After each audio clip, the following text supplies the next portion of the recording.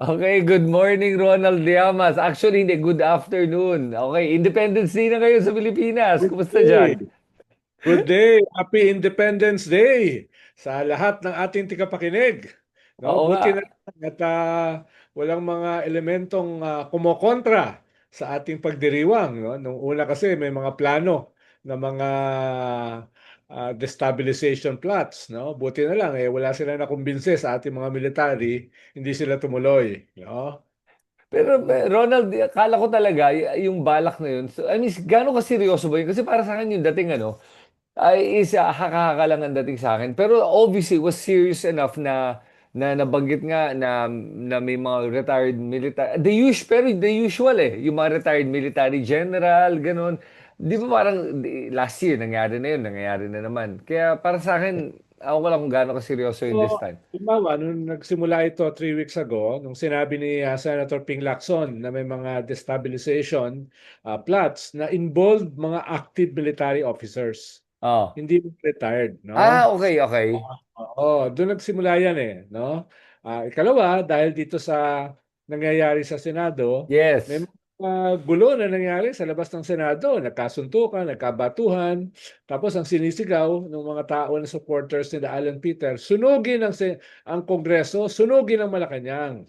So, yun yung ikalawa. At ikatlo, nagkaroon ng command conference si Secretary John Vic Remulla dahil nga may kumakalat ng mga balita na may nagpaplano ng malaking mga rally Hmm. ah, sa Independence Day today diyan sa Luneta para sabayan yung selebrasyon ng gobyerno. Aha.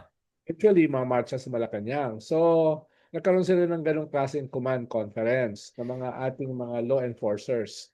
Ikaapat, nag-high security level ang Senado.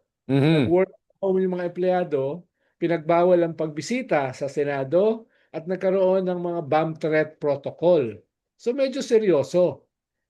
No less than si NBI Director Matibag ay nasabi na may mga active threats, no? Hmm. At Okay. after nga niyan ay nagkasagutan si Win Gatchalian at si Alan Peter. Sabi ni Alan Peter ay bakit hindi sila sinasabihan tungkol dito sa mga security threats? Ba't naman sasabihan yung threat? Yung nagte-threaten. Oo nga eh. Pero Ronald, yung sa akin, yung parang napansin ko nga na sinasadya nung mga destabilizers na to na every time na may special day, parang Independence Day, EDSA anniversary, palagi may mga special day. Doon sila parang biglang naglalabas sa mga ganitong balita eh. Kaya nga para sa akin, hindi ko masyadong maseryoso. Tulad yan, sabi mo nga, may ano to, parang marcha papunta Malacanang, mga ganong klaseng mga salita. Pero nangyari na nga, wala naman eh, di ba? Wala. Parang it was just a Yes, regular yes. Independence Day. So, hindi ba parang medyo hypersensitive lang ang gobyerno natin? And sa bagay, maganda na rin siguro maging hypersensitive kaysa binabaliwala mo itong mga ganitong mga kwentuhan. Pero galing na kay DILG Chief John Vic Remulla na meron daw ganung threat. Tapos meron din nga yung threat nga sa Senado, pati na rin kay NBI Director Matibag. Pero parang lumalabas sa akin, yun na nga na baka nga yung information nila ay dun lang nga. Wala naman talagang laman talaga yun. Kaya baka nasasayang lang ang resource ng gobyerno to be able to do these investigations na wala namang kinalalabasan. Well, sa mga balita natin sa loob at saka labas, meron talaga na mga disgruntled elements sa military. Mm, Kaya nga gamit tong 18 Marines as one of right. the, 'di ba? Parang sinasabi nila, ito mga sundalo ito. Nakakita ng corruption first hand at hindi pinapansin ng gobyerno. So, ang target halimbawa ng 18 Marines, hindi lamang yung general public, kundi yung mga militar, no? Yun. Ang ginagawa yan dahil na may naririnig silang mga reklamo. Oo No? nga. Halo-halo na yung reklamo, pinagsama-sama, pinag-jumble-jumble, baka sakaling makachamba. Yun, Kaya yung okay. gobyerno ay sineseryoso, malay mo baka makachamba. Dahil Yun. halimbawa, last year, noong September at November, may mga attempts. Buti na lang, yung military ay nag-stick sa Constitution. Mm, Nag-stick sa loyalty sa gobyerno. No? Kaya ah, dahil sa nangyari last year, medyo sineseryoso nila dahil medyo muntik last year eh. No, kung maalala Ah, mo. Ha? Oo, oo nga lalaki naman. ng volleyball, di ba? Tapos may mga nagsunog pa ng mga ng mga container vans sa Menjola, di ba? Ah, Oo. yung mga nagbato ng mga Molotov Molotov, cocktails. oo. So, tapos nung November, may malaking rally sa Luneta.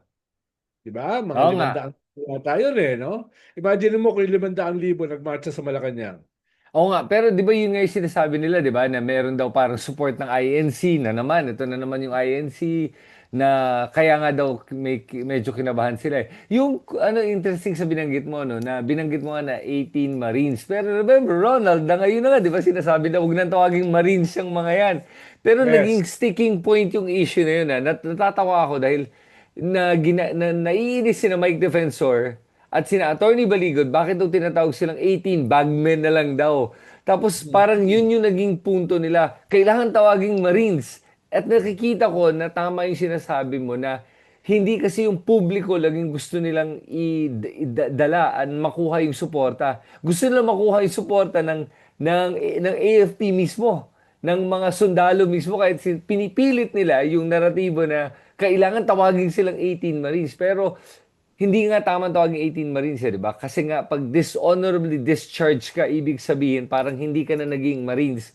Kumbaga, parang pagkasal to, annulment to, hindi na nangyari yung kasal. Parang ganun yun, di ba? Yes, sabi nga ni former Marine legendary Commander Ariel Querubin, yung pinaka multi-awarded natin na sundalo, ang sabi niya, from the very start, bakit kayo pumayag na delivery boys ng mga maleta? Parang Mm. sinasabi niya, from that start ay medyo questionable ang inyong mga motibo, no? Ikalawa ay bakit parang meron kayong pinapanigan na Mm. pampilikang dynasty? Sana mas maganda kung neutral kayo, no? At inayos nyo yung inyong testimony.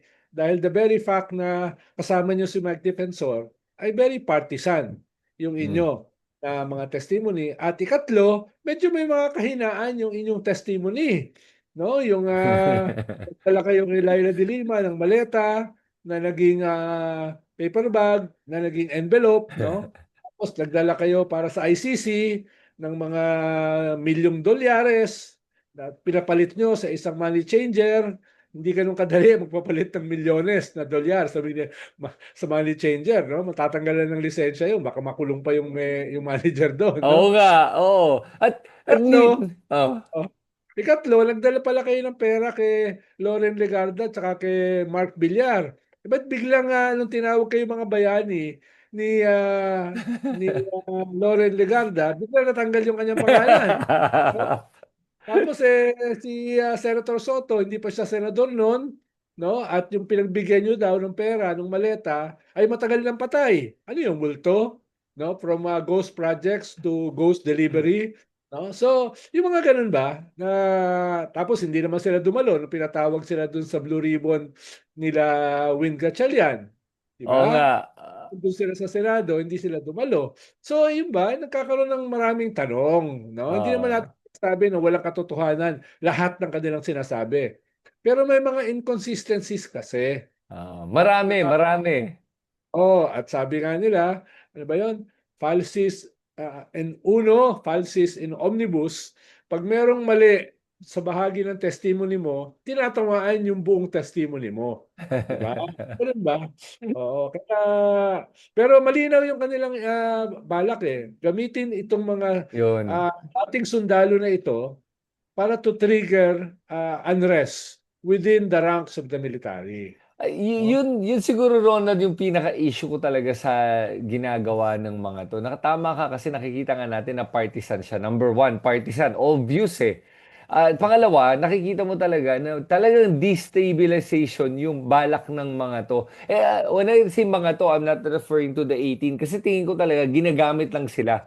Dahil kailangan nila ng trabaho at mukhang, I mean, lumalabas nga na marami sa kanila mga hired na may iba nga, parang hired hitman ata yung mga Sabi iba dyan namin, eh.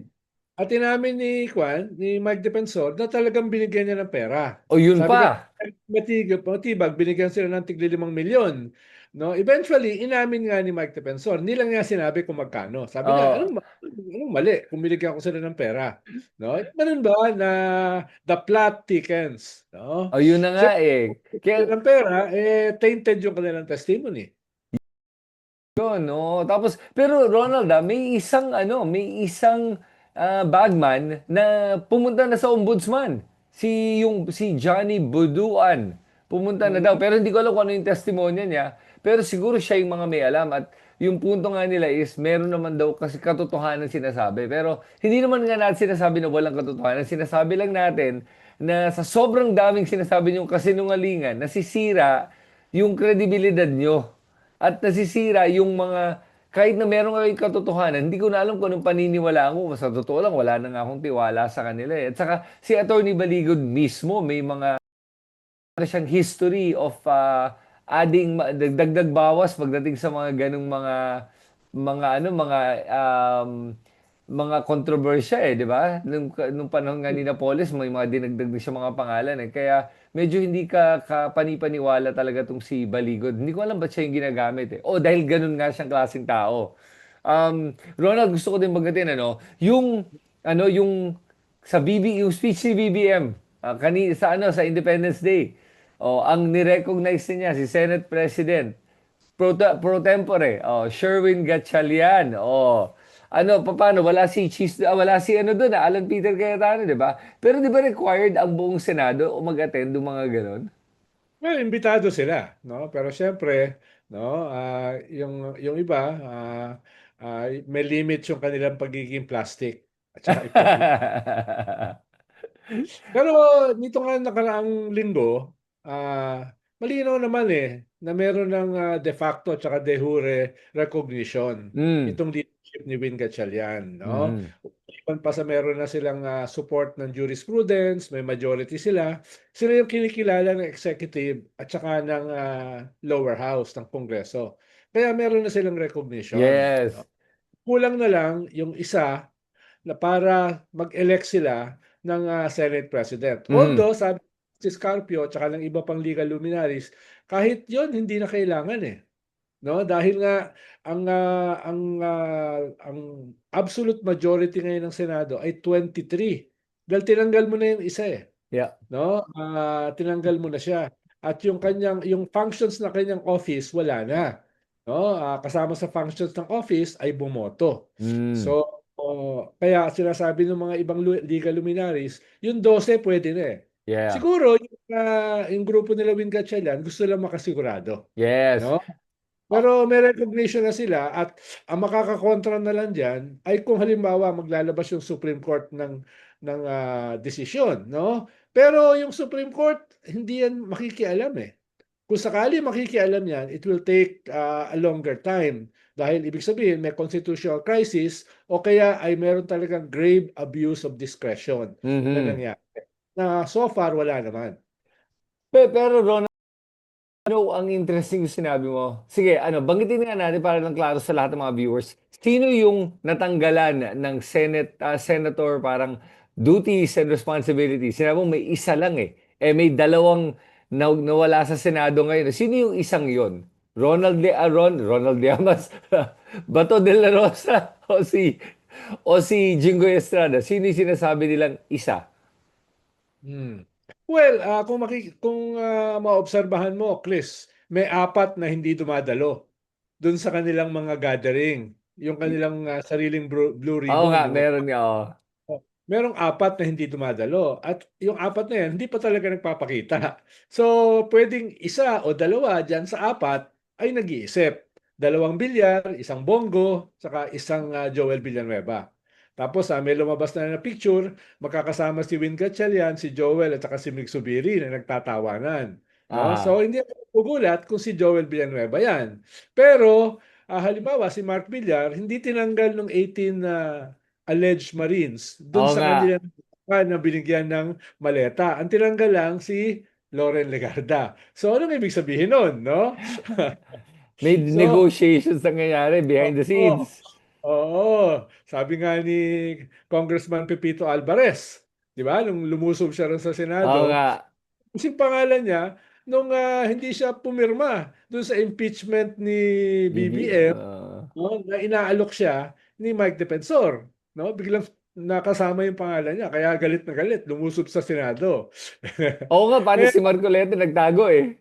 oo, dahil kwan yun, medyo bigatin din yun, no? Hindi yun basta-basta. Tagal ko lang kilala yan, dati yung governor ng Palawan, no? Kaya hindi yan basta-basta nagpapabuli, Oo nga. no? Kaya Pero lumusob, kaya nga nagpa inalas ko. Sabi oh, ko, nagpa-press ko, di ba? oh, nilaska ko siya. Tinawagan ko siya noon. Sabi ko, ano ginagawa mo dyan? Kong, sabi ko sa kanya. Kong, jokingly, sabi ko sa kanya, di ba Kong, ikaw ang namimigay ng maleta, hindi ikaw ang binibigyan?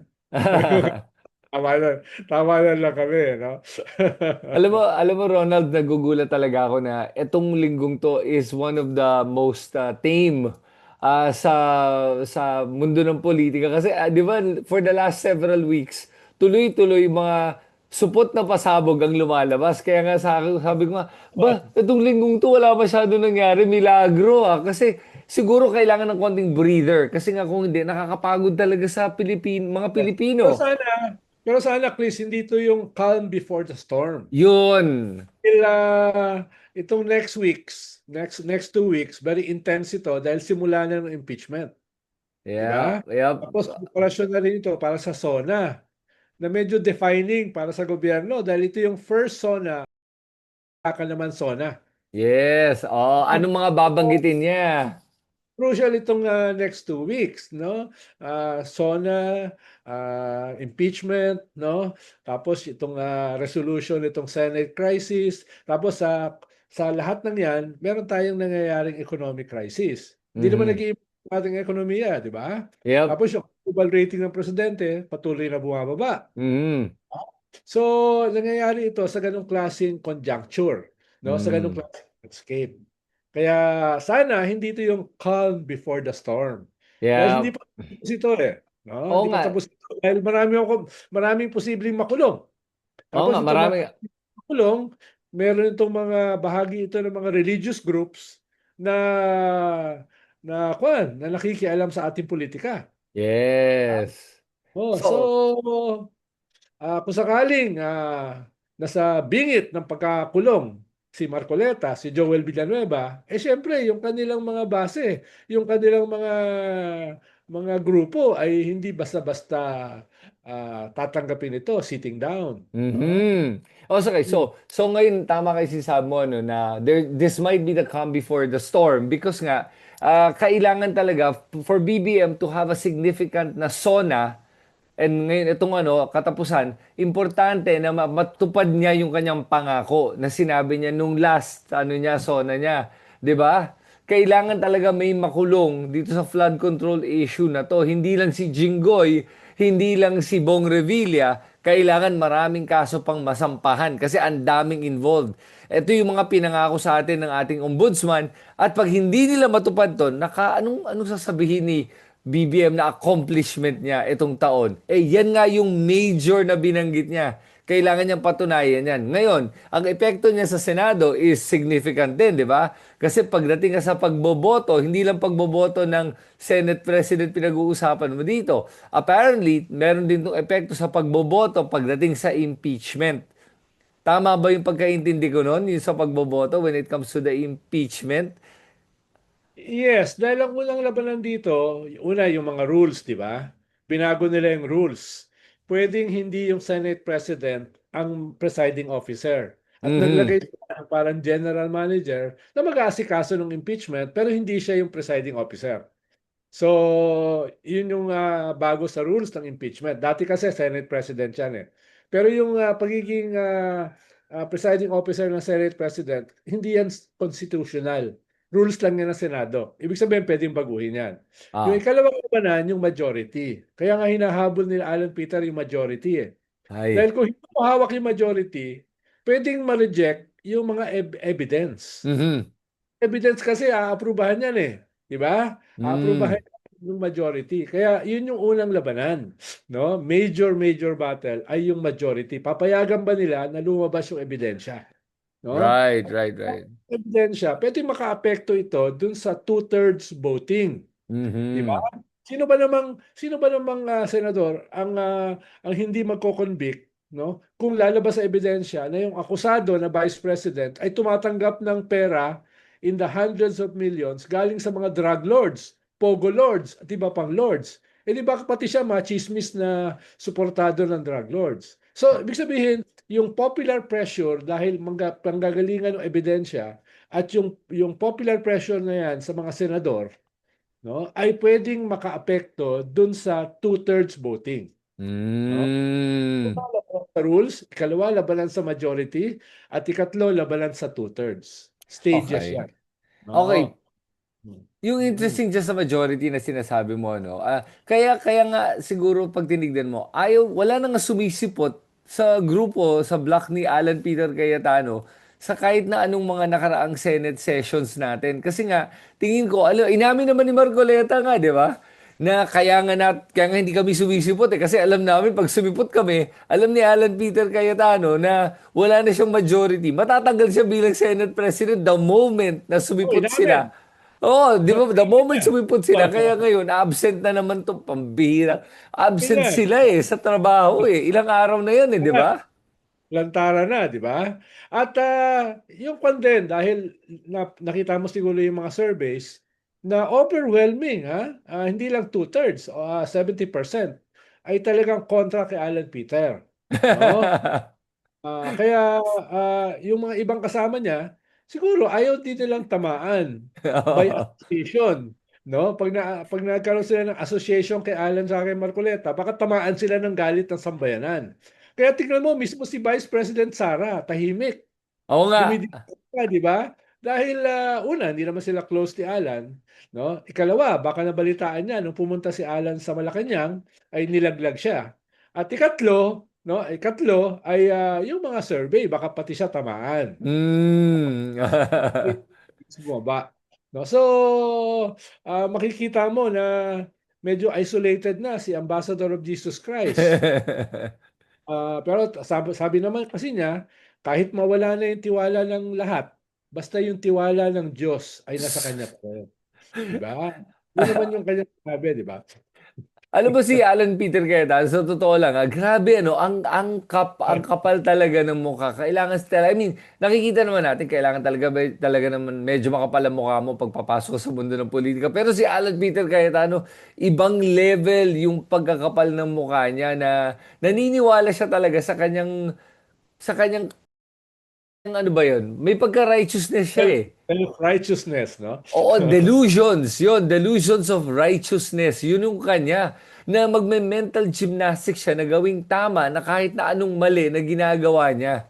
Na kaya niya, siguro kung di ka talaga, kung di ka nag-iisip ng maayos, mapapaniwala ka niya sa kanyang mga pinagsasabi eh. Ang hirap ng mga tao na tulad ni Alan Peter Cayetano eh. Pero bagitin ko din ano, Hindi na na kaya si yan, Chris, hindi na kaya ng therapy yan. hindi na. Hopeless na to si Alan Peter. O, hopeless na, sa totoo lang. And para sa akin ito lang. I'm sure Oh. naman tatakbo ulit to si Alan Peter Cayetano at saka yung asawa niya. Ganun naman at saka si Pia Cayetano, ang kapal talaga ng mukha eh. Pero tingin mo, Ronald, mananalo pa kaya itong mga to pag tumakbo itong mga to? Eh, willing akong pumusta uli ng isang iPhone. No? iPhone! Hindi siya mananalo, no? Willing akong pumusta kung merong pupusta. No? Wow! iPhone Pati talaga. nakita mo, pati yung sabi niya na pinapalakpakan siya ng mga media. Yung Oh, pala, hindi. palakpak pala mga staff niya. Oo nga eh, grabe. Yung mga staff niya. Oh, nakuna ng video. So, huling-huli. No? Na masyadong manufactured mismo yung palakpak sa kanya. Dahil sino namang disenteng tao ang papalakpak kay Alan? Yeah, totoo, totoo. Sa mga ginagawa niya, yung talagang yung pagkapit-tuko niya sa trabaho ng pagiging Senate President, nakakahiya na eh. Ginawa na nga niya in the past sa Kongreso. Ngayon ginagawa niya, same tactics niya sa Senado. Kaya para sa akin, ano ba naman yan? I mean, sino pa ba Baka hindi manino? lang talaga siya, Juan. Hindi lang talaga siya mahihain. Yeah, that's putting it lightly na hindi siya mahihayin. Ronald, which reminds me, nung sinabi mo si VP Sara, na dinidistansya niya sarili niya. Dinistansya din ni VP Sara sarili niya doon sa destabilization plot na to. Pero, Siyempre. di ba, Oh, ang hirap naman paniwalaan kasi tingnan mo naman kung sinong nasa likod ng mga 18 bagman at saka yung mga palaging kwento-kwento ng mga I mean, yun na nga, related kasi sa 18 bagman itong mga destabilization plot na to. I mean, sino Mike Defensor. Na alam naman natin sino ba ang mini boss ni Mike Defensor, di ba? Oh, alam naman lahat si GMA, di ba? Pero sino oh, ang pinapanigan ni GMA o sinong gusto niyang itulak na mamuno sa ating bansa, di ba? Mga Duterte. Kaya nga ang hirap paniwalaan yung sinasabi ni Sara Duterte. Pero binanggit nga niya to na wala daw siyang kinalaman doon. Gusto daw niya makatapos ng termino si BBM at yun naman daw ang gusto niya sundan ng konstitusyon. Ayun na, biglang ngayon may ganong wow. pananalita na. Oo nga eh. Parang sa akin, really? Ngayon gusto mo na sundan ng konstitusyon? Buong time na nasa gobyerno ka, never mo sinundan ng konstitusyon. Palagi kang kumikilos, labag sa konstitusyon. At ngayon gusto mo sundan? Pero sinabi din niya kasi sa konstitusyon din nakalagay that I am the next in line. Mm, Kaya gusto ko makatapos si BBM at mm. ako naman din yung next in line kung may mangyari sa kanya. Kaya sundan na lang natin daw yung konstitusyon. I'm like, okay, yung Hinihintay ko pala. nga yung statement niya ngayong Independence Day. Dahil yung mga Chinese, nagbuo na naman ng mga installation sa Scarborough. Oo, No? oo nga. O, ano nangyari nga doon? 50 nautical mile na buffer zone na hindi tayo pwedeng pumasok sa ating sariling teritoryo, ha? Grabe Oo. ah. At within the territory, nagtayo sila ng buoy na mukhang simula na naman ng isang physical installation, no, doon sa Scarborough. Hintayin natin yung statement ni Vice President Sara, no, Wala. Mag-aantay ka ng Pasko. never niya kinriticize ang China. Never niya kinriticize, no? Oo. Pero, Tapos ito namang ating DFA, no, ang sagot dun sa banat ng China kay Secretary Kibo Chodoro na hindi na siya ay persona non grata at hindi pwedeng pumasok sa kahit anong teritorya ng China, ang sagot lang ng ating DFA, unfriendly. Masyado namang unfriendly yung ginawa. sus. Yung napakalamya ba? No? Totoo. Katulad, di ban mo rin yung kanilang Secretary of Foreign Affairs, ay yung sa kanilang Secretary of Defense sa ating teritoryo. Dapat yung ganung tit for Yeah. tat. Parang kwan lang Parang hindi ka lang nabati ng good morning. Tapos parang ganun lang yung kasalanan, no? Yes. Yun Mali, yung mali, mali, sana tapang-tapangan ng DFA. Oh, well, tapang-tapangan. alam naman natin yung DFA na malamya talaga eh. Alam naman natin kahit naman dati pa, di ba? Pero yun na nga, ang Medyo pangalan na gusto, di ba? Oo. Pero Ronald, yung sa installation, sinasabi mo na, sorry pag ulitin ko, parang hindi ko narinig ng tama. Are you saying that it's within the ilang nautical Yes, miles? yes. Sa Baho de Masinloc, no? At may mga pictures na siya. Doon naman nagsisimula yung kanilang artificial islands Yung mga ganyan, yung mga floating Oo nga. installation, simula yan, mga bato lang No, bato, tapos Mm, naging syudad, naging city, at naging yun. militaries, no? Okay. Within our territory, Within our Okay. Kung territory. within our territory yan, pwede bang pasabugin na lang ng gobyerno? Pwede, kung meron tayong pampasabog. Hindi, Tayo pero, kasi sa ating constitution, we renounce war as an instrument of foreign policy, di ba? Pero hindi ibig sabihin niya na hindi natin dedepensahan yung ating teritoryo. mhm. O ano na ba itsura natin kung hindi natin kayang depensahan? Buti na lang, may mga tumutulong sa atin. Halimbawa, France, may 40 boats para sa ating Coast Guard na ginagawa. 40 40. Wow. Ang Japan magbibigay sa atin ng mga battleship. Pero Ah, January pa ang dating, no? ah, May mga bansa na nagtumutulong sa atin dahil alam naman nila mahina tayo, no? yes. No? Pero ayan, nadadagdagan na. No, nadadagdagan na. Dahil archipelago tayo, kailangan natin ng maraming barko, no? Mhm. Kung i-invade tayo ng China, kailangan yung hindi pa nila nasasakop, protektahan naman natin.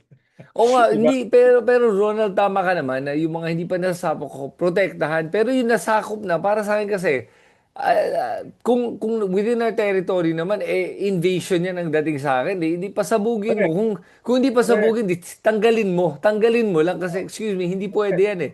Meron Ang naman problema, Chris, yung mga kanila, yung kanilang artificial islands na naging military base na malaki, punong-puno ng submarines, fighter jets, no? Battleships, missile silos. So medyo ano ba yan? hindi ganun kadaling itaboy, no? Yung ganun ba? Oh my God, ano ba yan? Nakakahiya Although these naman. are practically huge military bases. Pag nakita mo siya, para siyang isang city ng Well, military. Na military, merong mga silos, yes. merong mga submarine pens, merong mga runways para sa fighter jets, di ba? At Pe- yun ang problema natin. No? Yan, ang tawag dyan, international pressure. Ang kailangan. oh.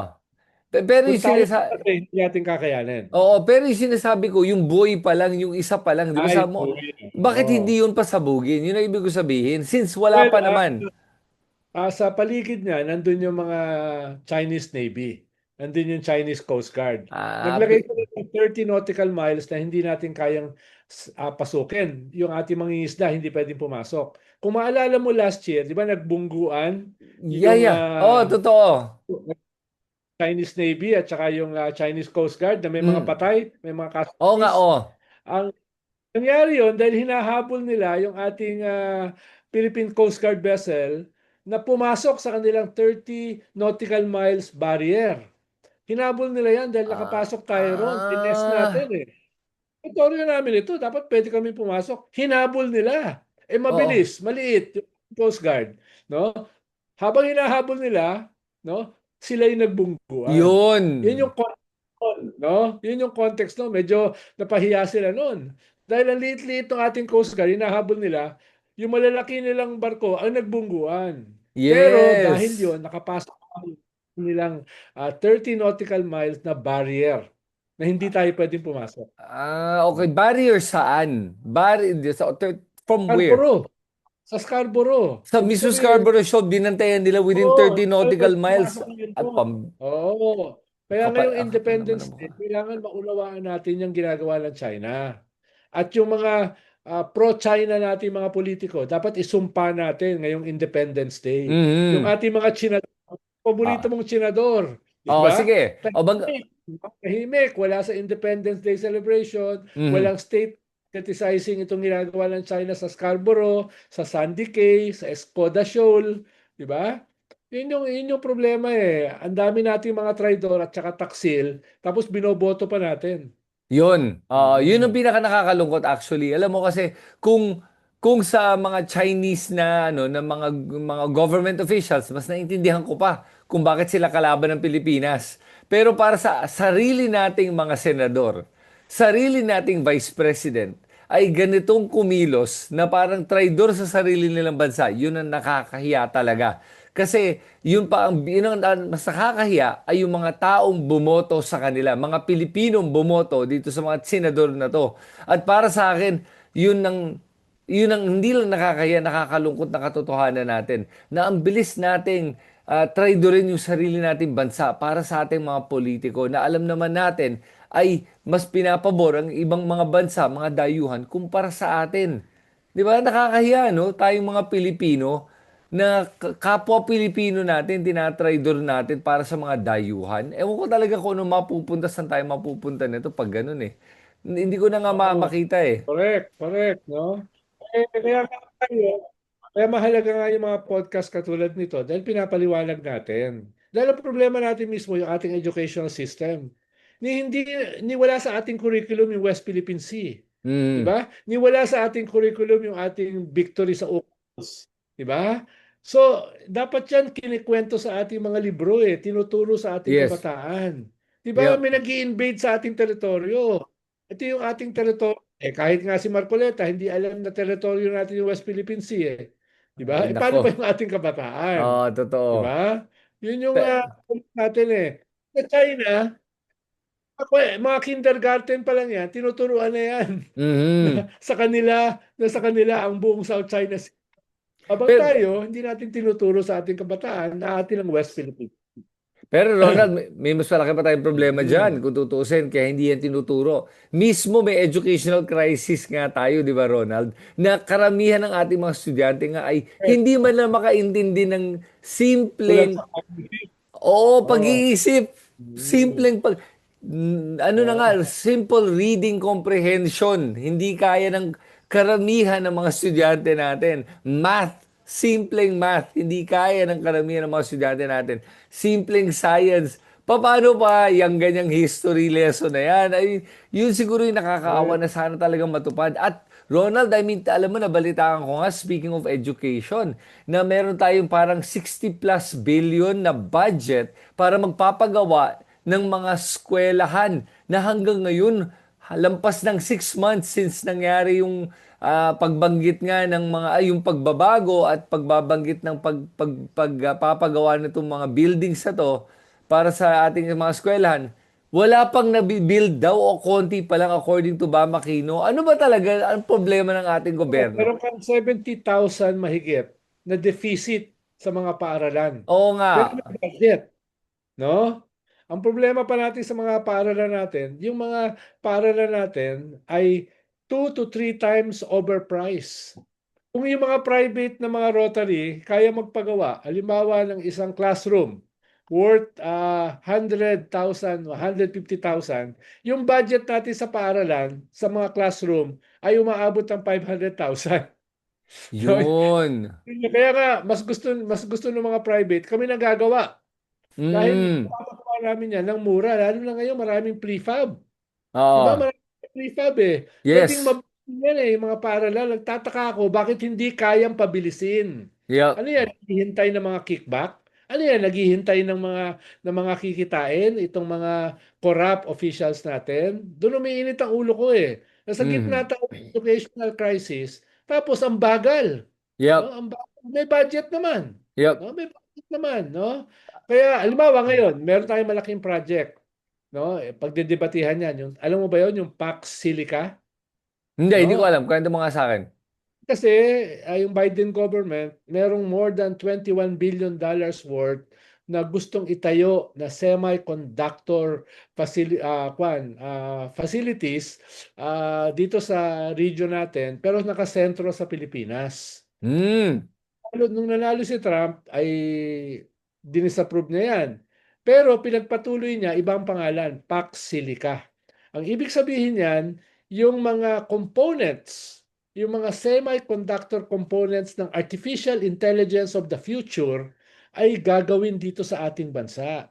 Dahil meron daw kasi tayong stockpile ng magnesium, cobalt at saka nickel na Mhm. crucial diyan sa manufacturing ng mga chips na Mhm. kinakailangan ng AI. Alam mo naman Okay. ang AI is the future eh, 'di ba? Of civilization, of human development. Kaya medyo strategic yung ating location. Ang problema, yung ating labor force.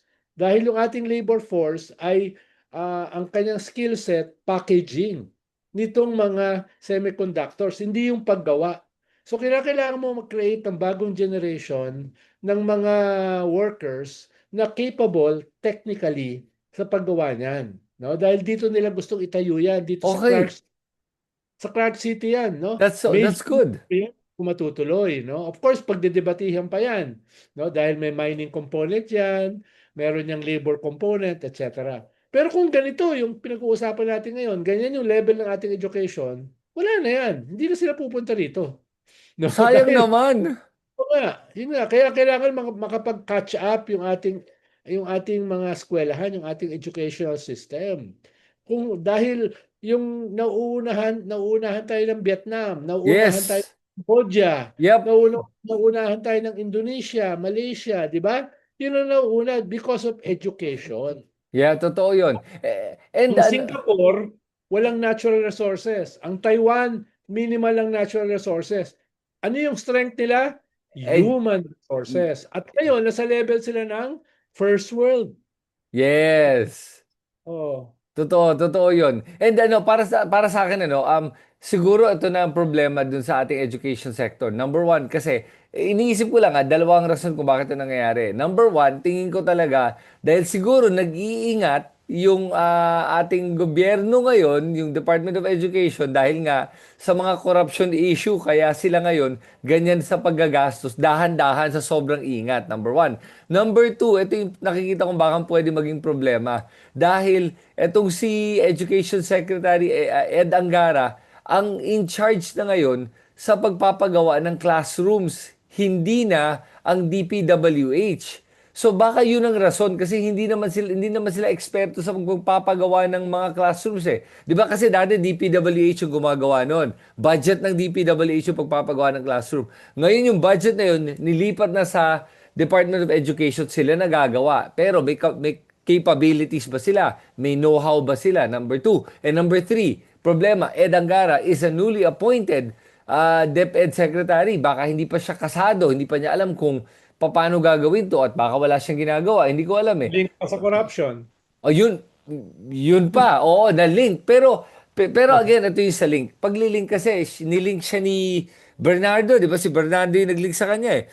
Pero Hmm. marami binanggit si Bernardo mga pangalan, pero hanggang dun pa lang naman na wala namang matibay pa na pruweba. Pero may link. Si Trigive Olivar, nakasama ng mga Angara since matagal na, konektado Yeah. din. Kaya parang, teka, teka, teka. Very close sa budget secretary. Oh, yun, sige, Pangandaman, tama, Pangandaman. Oo. Very, So, very close. Very close. pero anong tingin mo? Yun mga sinabi kong mga dahilan na yan. Yan ba ang rason kung bakit hindi kumikilos ang DepEd ngayon? Kasi malay mo nga, sabihin na natin, yung tatay niya, si Angara, sabihin na natin na baka nga may corruption na nangyari nung panahon na yun. Kasi nga, to si Trigive, kasama na nung tatay pa niya. Baka naman to si Batang Angara, Sani Angara, ay siguro baka naman matino naman to. Hindi ba? Ano Okay tingin na, mo? okay na ako dun sa baka. Baka. Doon lang. Baka Ito yung lang. baka, baka yung baka naging kalabaw. Oh, sige. Yung Okay. baka naging kambing, ano? Yung ganyan. Kaya, Oh, okay, sige. Pero oh, sige. kaya akin lang, siya yung kailangan niyang patunayan na hindi siya korap. Sa pamamagitan ng paglinis ng isang napaka-korap na departamento, DepEd. Yan ang Oo. pinakamalaking budget sa buong gobyerno eh, di ba? Yes. Oo. Tapos itong mga paralan, kwanto eh, hindi lang to purely DPWH, may partnership talaga diyan. Mhm. Yung DPWH, yung DepEd, no, yung TESDA, may partnership 'yan sa private, no, private mga associations, etc. So, hindi naman 'yan talaga DPWH lang. May partnership 'yan, no? Right, right, right. Ito yung gagawin ng DepEd, ito yung gagawin ng DPWH, no? etc. etc. Oo. Okay. So hopefully may mangyari doon kasi magpo-probe na nga yung mga solons natin. Sina Bam Aquino, gagawa sila ng investigation dito sa hindi pa nagagastos na pera para pagpapagawa ng mga classroom. Kasi kailangan talaga magawa itong mga classroom in light of the fact na nakita natin yung earthquake na nangyari lang nung nakaraan. At yung mga estudyante, nakita mo yung video na yun, yung mga estudyante na nasa bubong sila. Tapos Mm. yumuyog-yug yung building, tapos biglang nag-collapse yung nasa likod nila. I mean, doon mo nakikita gaano kapangit yung pagpapagawa o hindi na popondohan yung pagpapagawa ng mga classrooms na to, nagbumabagsak ng ganyan. I mean, tingin ko pag hindi substandard kasi yung mga buildings na yan, hindi yan babagsak sa mga earthquake. Although medyo malakas naman talaga yung earthquake, ha? Eh, pero yung mga modern buildings kasi ngayon, may mga bakal na ball sa ilalim na Oo. nagsisway para hindi gumuho, no? Yung Mm. mga ngayon eh, no? Kaya dapat lahat ng ating mga buildings, lalo na mga paaralan, ay safe. Ibig sabihin, Yes. yung standard ng pagkakagawa ng structural integrity, dahil mga bata yan, dapat talaga hindi yan kinukurakot, 'di ba? Yeah, Hindi yan. oo. Problema kasi sa atin, halimbawa, yung asawa kasi ng anak ko, ng panganay ko sa Netherlands, ay isang security engineer. Anong ibig sabihin nun? Lahat ng itatayong building sa Netherlands ay chine-check yan para sa structural integrity. Wala tayong ganyan dito. Wala tayong security engineers. na laging chine-check yung mga buildings, no? Hmm. Yan na hindi yan magkukan sa standard nila, ay kakasuhan yung may-ari o yung nagpagawa. Sa atin wala yan eh. No, Ah, inaamin naman ng ating wala tayong security engineers eh. di ba, No? di ba structural engineer dapat ang gumagawa nun? Oo, pero ibig sabihin dapat yan regular na chine-check. Hmm, okay. First, Ah, alam mo ba, pag tinamaan tayo ng the big one dito sa Metro Manila, handa ba tayo? umiyan sa ating mga buildings dito, hindi questionable yung structural integrity ah. Naku Mhm. naman, nakakatakot naman yung sinasabi mo. Nangyari lang atong earthquake at sana hindi naman, Bagay, sa, ikaw nakatira ka sa 21st floor. talagang binanggit yung floor ko eh. Sana naman sa mataas sa floor lang ako. Hindi. Pero Oo. alam mo Oh, Ronald, alam mo bagitin ko lang na na dito sa Valencia, my God, ang gaganda nung pagpapagawa ng mga bagong mga structures dito. Ang mm, modern ng itsura nila at ginagastosan talaga ng gobyerno. Itong mga pagpapagawa ng mga iba't ibang mga gusali dito. Grabe. At saka yung paghahalaga nila sa kultura nila. Sobrang maayos dito. Nakapunta ka na ba dito sa Valencia? nakapunta na ako diyan, no? Oh, Nakapaglipat ako ng Spain. Nagkukan ako yun dati, nagmomotorsiklo ako eh. wow, okay. Pero anong taon yon? Anong taon yon? Ako na, siguro mga 15 years ago. Rent Ay, ako okay. lang yan eh. So, drive ka dyan, no? Punta ka sa iba't ibang. Maganda dyan eh. Marami kang makikitang mga lumang architecture, mga Yes. Moors, mga Romans, mga Gauls, no? Kaya maganda maglibot diyan eh, no? Makikita mo Oo. mga lumang tulay ng Yeah. panahon ng Rome, no? May mga natitira pa diyan. Kaya masarap magbike lalo na kung autumn. Oo Yung nga, autumn. pero oo nga. Medyo mainit, no? Oo, sobra. Sige. Pero Ronald, Inabutan ako dati ng Lindol sa Radisson Hotel sa Cebu. Oh, Grabe yung galaw eh. Pero alam mo, oh. dahil grabe yung galaw, alam mo hindi guguho. Ah, Dahil meron siyang yung pinaka-modern na mga malalaking bakal na bilog sa ilalim, di ba? Yun yung nagpapagalaw dahil usually bumabagsak ang building pag hindi gumagalaw, hindi sumasabay. yes. Oh, lang nakakatakot eh. Parang yung buong buhay mo dumadaan sa harapan mo. Pero karamihan naman kasi ng mga private na buildings, built ng mga maaayos na mga developers. Usually, yung standard nila hindi lang minimum standard ng gobyerno. Yes. Ginagawa nila way beyond that eh. Kasi nga, pangalan Yes. nila yung nakataya eh. Sila may hiya Oo. sila eh. Ayaw nila Tingnan mo yung, mapahiya. tingnan mo yung iconic bridge sa sa Isabela. Yung ginawang iconic bridge, Oh, yun no? oh. Nung first few days na ginamit, gumuho. Agad, No? tiga mo? Oo, agad. Ilang araw pa lang nung binuksan, gumuho na, no? Grabe. Imagine mo 'yon, 'di ba? Imagine mo kung maraming tao na nandoon, maraming dumadaan, tsaka gumuho. 'Di Mm. ba? Pero ngayon at least si DPWH Secretary Vince Sison, mukhang Hmm. maayos naman yung mga ginagawa niyang trabaho so far, di ba? So far, Oh, oo, mas so far. maganda na, di ba? I mean, kahit yung mga footbridge, kahit, I Yes. mean, EDSA mismo, EDSA rehabilitation nila. Magaling yung nag-train dyan eh. Ano yun? Magaling yung nag-train. Oh, yun, oh, 'di ba? Oh, sino kaya 'yun? Ayan, oh, back to you, 'di ba? Hindi, pero yun na nga eh, sana nga may mga mas marami pang mga tulad ni Vince Season at sana mas marami pang magawa si Vince Season bago matapos yung kanyang termino. I mean, 2 more years to go and I think marami pa namang pwedeng magawa at yun ang inaasahan natin. Hindi lang sa kanya at sa mga iba't ibang mga departamento din ng ating gobyerno, 'di ba? Yeah, mahirap yung balancing dyan eh. Dahil, syempre, yung iyong departamento, ang daming korap. Pero at the same Oo. time, no, yung departamento mo, ang second biggest department sa buong gobyerno. Yes. Hindi aabante yung mga proyekto, tatamaan yung ating ekonomiya. Di ba? Yes. At yung iba, takot pumirma dahil baka makasuhan. So, paano yung balancing mo dyan? Di ba? Mm.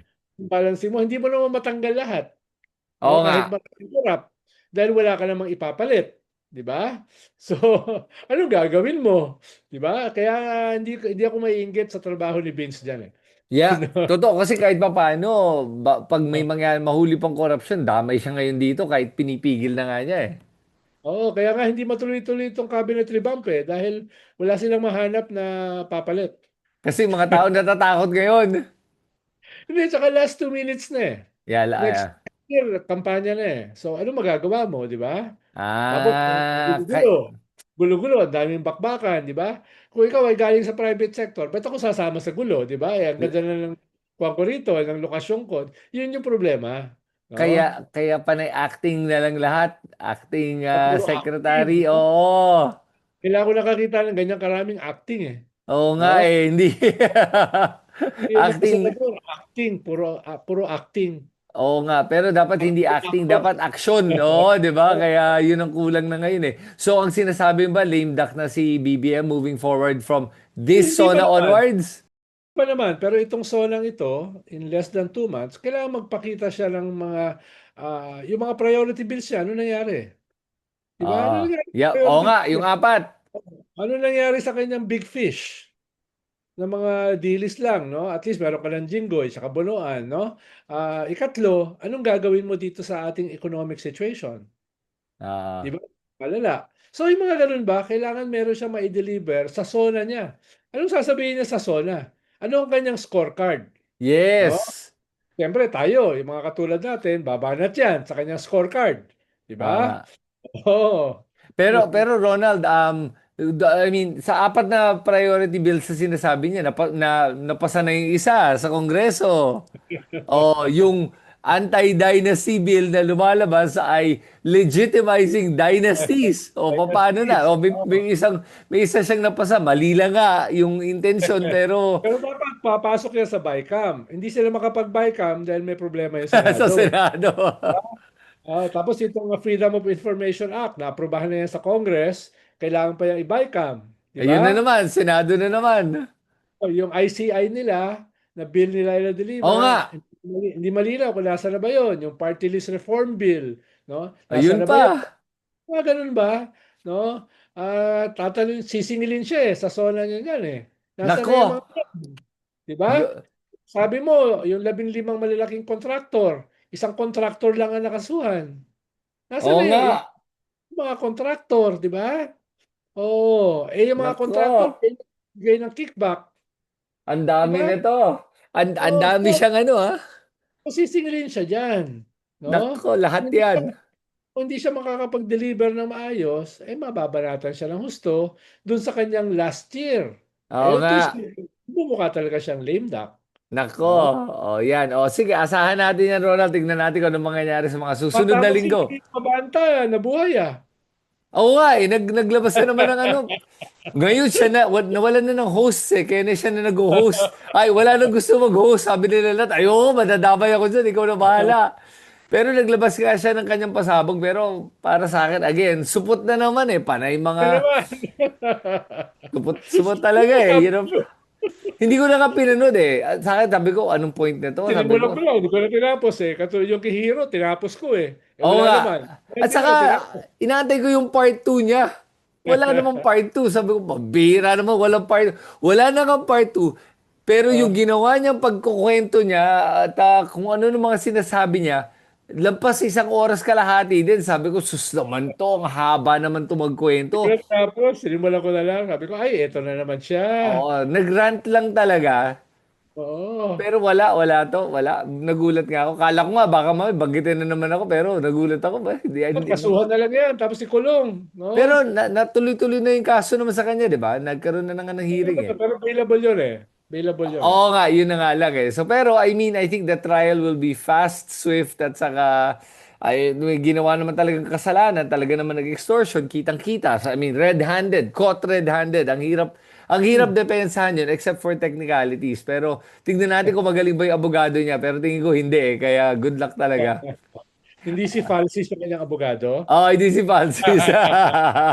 Oh, with that, Ronald, salamat sa oras mo at sa ating mga viewers. At next week ulit, panoorin natin ang aming tandem ni Ronald Liamas na Heckle and Jive. Okay? Salamat sa inyo Kakain lahat. natin yung palapit na impeachment next week. Oo.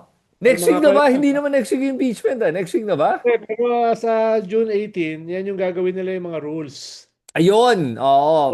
impeachment. Kaya susuriin natin yan, Oo, no? bantayan Oh, natin yan. And at the same time, Ronald, tingin ko, again, hindi sisipot tong minority block na bagong to. Kaya, yari talaga sila kahit anong mangyari dito. Pero session to, di ba? Hindi to trial pa, di ba? Kaya hindi yes. sisipot Session nga yan. yung Kung minority.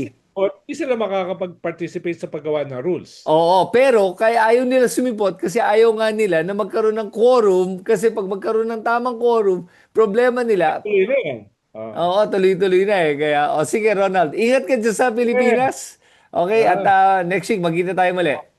again, Happy Independence Day sa lahat ng ating tagapakinig. No? Okay, ingat everyone. Have a good night. Thank you.